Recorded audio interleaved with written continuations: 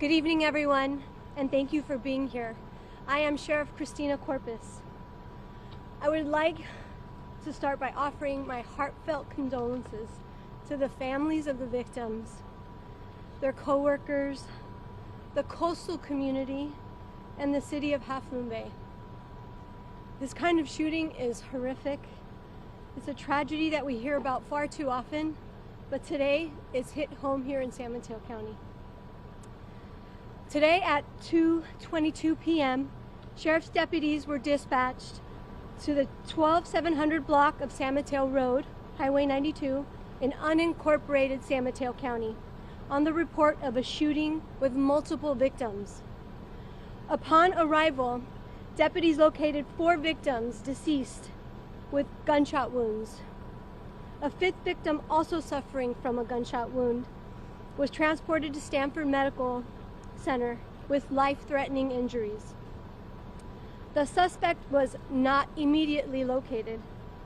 Shortly thereafter, 3 additional victims were also located deceased with gunshot wounds at a separate shooting scene in the 2100 block of Cabrillo Highway South. The motive for the shooting is currently unknown. Through investigation, the suspect, identified as Chung Lee Zhao, a 67-year-old Half Moon Bay resident.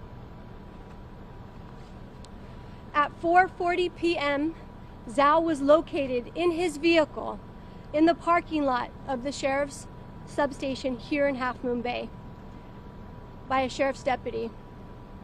Zhao was taken into custody without incident.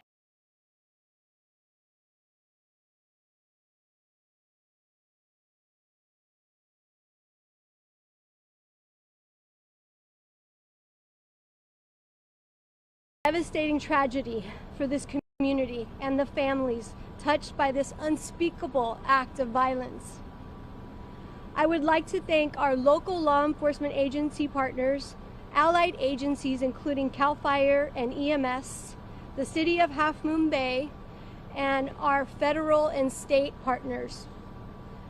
I would also like to commend the deputy sheriffs for safely taking the suspect into custody. I will take questions at the end of this conference. Now I would like to turn it over to San Mateo County Board of Supervisors President David Pine, who would like to say a few words. Thank you, Sheriff Corpus. We grieve tonight for the deceased members of our community. This is a horrific event, one that we would never imagine would occur in San Mateo County. Gun violence in this country is at completely unacceptable levels. It's really hit home tonight. Our hearts are broken. We are deeply grateful for law enforcement for their work this evening. But in the end, there are simply too many guns in this country, and there has to be a change. This is not an acceptable way for modern society to live and conduct its affairs. And we do everything in our power to make those changes. I'd like now to introduce my colleague Ray Mueller, who represents this area on the Board of Supervisors. Thank you, President Pine, and I just first want to start off by thanking our law enforcement officers today for their bravery in apprehending the suspect as quickly as possible. My heart, first off, I just want to say on behalf of the community how much our hearts are broken tonight. There were farm workers affected tonight. There were children on the scene at the incidents. This is a truly heartbreaking tragedy in our community, and it comes on the eve of what happened just obviously yesterday, and then just weeks after natural hazard events, which have really struck this community.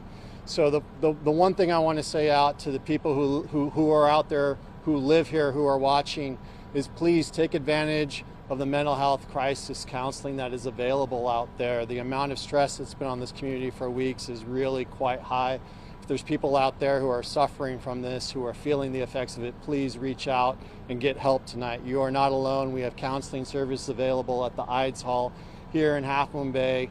If you can reach out to us on the county hotline, but we want to make sure that people know that they are not alone and that we are here for you this evening. And then, as Supervisor Pine said, in the days and the weeks ahead of us, we really have to come together and figure out how to go ahead and wrap our arms around getting to address this problem of gun violence, which has afflicted our state here in recent days and has afflicted us here at home. It's something that's unimaginable to happen here in Half Moon Bay and frankly here in San Mateo County. So with that, I'd like to go ahead and introduce you all to my good friends, Half Moon Bay Vice Mayor Joaquin Jimenez. Thank you. First of all, I want to extend my condolences to the families that lost a loved one today, and to bring to offer the support to all the families and the farm workers that were affected, that were present at the location of the shooting.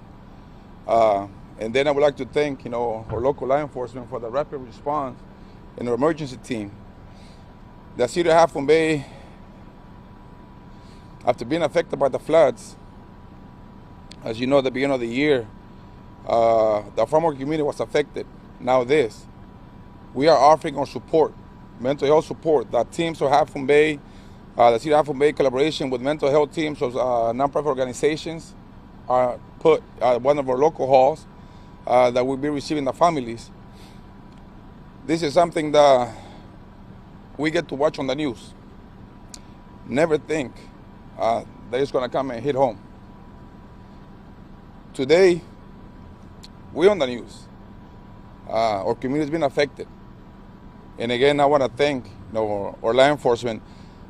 As soon as we heard about the shooting, we heard the sirens, of our law enforcement has done great for us. There's really not much I can say, about the pain that we're feeling right now. We know that the community is being greatly affected. We have been receiving phone calls, text messages from family members wanting to know information, either family members, their relatives are okay. We hope they are. We hope they soon will be reunited. And we are here to support them, support every step, especially the children that were present when the shooting happened. And hoping that this will be an eye-opener, what is going on in our community about gang violence and gun violence. So let's think about this and how we're going to be responding to the families who have been affected. Thank you. Can open it up for questions at this time. Hi there. Lauren from the CBS News Bay Area. You mentioned that you can't tell us the motive at this time. What else can you tell us about the suspect? What we can tell you is that we know that he acted alone at this time, and that we're working with our district attorney's office at this time to interview the suspect, and as soon as we have further updates, we'll be able to provide those to you. Was he a worker at one of these farms? Do we know that? He's believed to be a worker. And was the semi-automatic weapon that was found in the vehicle, was that the only weapon that we believe to be involved? We believe that at this time. Can you confirm the number of victims? Was it a mushroom farm and a trucking company? And which one did you work for? What were the two locations? And which one did you see you work at? And was he still employed at the time? Yeah. We believe that we don't have the exact connection at this time, but there are two separate locations. One was a nursery, and there are actually two nurseries. And what I can tell you is that we are working at trying to gather more information to figure out what the connection was to these victims as well. Did he legally have that gun? Was there an extended clip on it? Yeah.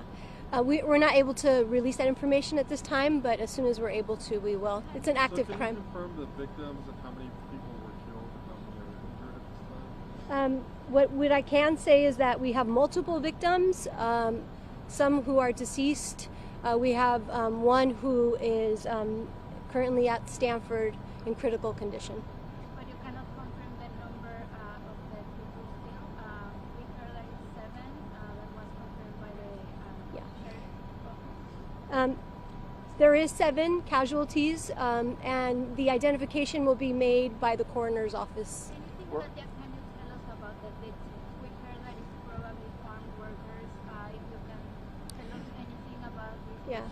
They were on site on the property, so they're believed to be workers, but we can't confirm that yet. As soon as we're able to, we will. Why did he show up here? Was he going to turn himself in? That we can assume that that's what his motive was to come here, but we still haven't confirmed that. So did the sheriff's deputy notice him in the car, or did he contact you to tell you? So we knew what the vehicle looked like, and we had the license plate, and the deputy sheriff located the vehicle, and he was inside of the vehicle. And you said 7 casualties. Does that include the person who's still alive at Stanford, or is that? No, there's the person at Stanford would be number 8. What I confirmed was that there were seven casualties, fatalities. Yes. Someone said that there were children who witnessed this, and I can't imagine what they just went through. Was this a large, was there like a crowd of people where these shots were fired, or was it more of a back room? No, it's a big rural location, so people are working. It's spread out. There's people that live at the location as well. So it was in the afternoon when kids were out of school, and for children to witness this is unspeakable. Sheriff, what's next for this investigation? Do you need a warrant to further search the car? We're working with the district attorney's office, and we have a collaborative investigation. And I have all the confidence that together we will get to the bottom of this and be able to provide a motive. He is in custody, and my understanding he's fully cooperating with us. Any comment on this happening right after what happened in Monterey Park down south? Yeah, it's tragic wherever this would happen, especially here in our county. It's a tragedy that we see on the news a lot, but when it hits home, working in this community myself, what a tragedy to see these innocent people lose their lives. And right now we just don't have the answers yet. Did the suspect live here locally? Does he have family members here? Half Moon Bay resident, and we believe that he may have a spouse. Do you know the name of the officer who apprehended him, who made that identification? Deputy Peru. Yeah. Deputy Peru. His name is Deputy La Perouk. I can get you the spelling of that. I'm not the bartender. Can you name one more time? His Deputy La Perouk. La Perouk. He's the one who won. He's the one that located the vehicle with the suspect inside of it at the substation. What sort of assistance are federal authorities providing at this moment? Oh, the FBI at the scene. The FBI was ready to, deploy all the resources that we don't have here at the local level. And I've been getting calls from even across the country, from sheriffs, from Congress, people in Congress, senators, very supportive. And, I'd like to also thank our county executive, Mike Calif, for his support and the board support. Is it clear that his possession of the weapon that was found, was that a legal weapon to have? Did that violate any local laws? Yeah, I can't release that information yet. Is there concern? Does the suspect have any criminal history? Any prior criminal history? Yeah, that I can't. It's still because it's an active investigation. We can't release that yet. Do we know how long that he was here for, or even how long he was at those different locations, one to the next, and then just got here? I don't know how long he had been sitting out here. Yeah, we don't have that. We're still gaining that information. How close were the two locations to each other? Did he have to do the shooting, get in his car, drive to another Yes, location? he drove to the location. Yeah, How close were they? they're not very far, maybe a mile away from each other. Are they owned by the same people? That I don't know. Is there any concern that there might be more than these two locations? And can you confirm whether or not these both of the shootings happened outdoors? We are still. It's because it's an active investigation. I can't go into that. But as soon as we are able to provide you with more information, we will. What I would like to say is that at the IDS Hall, there is a family reunification center for the coastal community and members of the nurseries, and that'll be open. And if anyone has any additional information that may know more about this investigation, they can contact the San Mateo County Sheriff's Office. Can you reconfirm the I can give you the addresses. Just one moment. So you're not sure exactly where he went first? That is still part of the investigation, yes. Okay, one more question, please. Have you, Sheriff, Last one. personally talked with any of the victims' family members? Not yet. We're waiting to ID the victims, and then, but we will be in touch with them. What do you want to say? We all need to heal. As the supervisors have said, this community has been through a lot in the last couple of weeks, and now for this to happen, together we're stronger, and we will heal together. And I want to thank the community for all their support. But again, if anyone has any other questions, we'll circle back, and as soon as we're able to give you more information. Thank you guys. Thank you guys. That's good. Thank you. We encourage you to monitor Sheriff's Office social media for any further updates. I can't guarantee there will be additional updates tonight. As you know, this is an ongoing investigation, but we will attempt to provide as much detail as we have moving forward. So thank you very much.